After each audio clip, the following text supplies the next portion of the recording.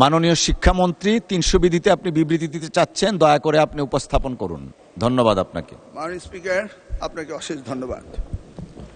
সারা দেশে চলমান এসএসসি ও সমমান পরীক্ষা 2026-এ সারা দেশে 2697টি পরীক্ষা কেন্দ্র রয়েছে।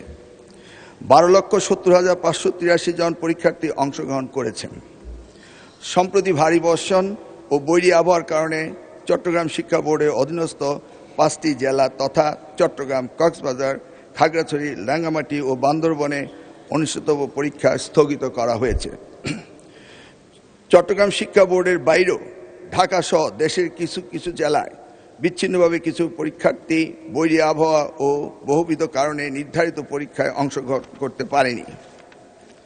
মাননীয় স্পিকার, প্রতিকূল আবহাওয়া কিংবা সংশ্লিষ্ট অনিবার্য কারণে যারা চলমান এসএসসি ও সমমান পরীক্ষা 2026 এর কোনো বিষয়ে অংশগ্রহণ করতে পারেনি, তারা চট্টগ্রাম শিক্ষা বোর্ডের ইতিমধ্যে স্থগিত হওয়া সংশ্লিষ্ট বিষয়ে অভিন্ন প্রশ্নপত্রে শিক্ষা মন্ত্রণালয় কর্তৃক নির্ধারিত একই তারিখে ওই সময়ে পরীক্ষা অংশগ্রহণ করতে পারবেন।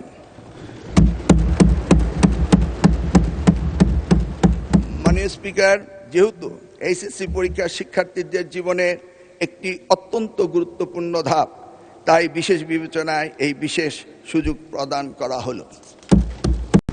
মাননীয় স্পিকার, পদার্থবিজ্ঞান প্রথম পত্রে ভুল প্রশ্নপত্র প্রণয়নের দায়ী ব্যক্তিদের ইতিমধ্যেই সাময়িক বরখাস্ত করা হয়েছে।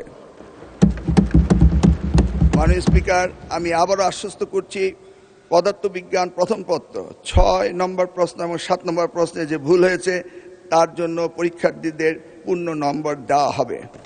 মাননীয় স্পিকার, আপনাকে অশেষ ধন্যবাদ। আপনাকেও ধন্যবাদ মাননীয় শিক্ষামন্ত্রী।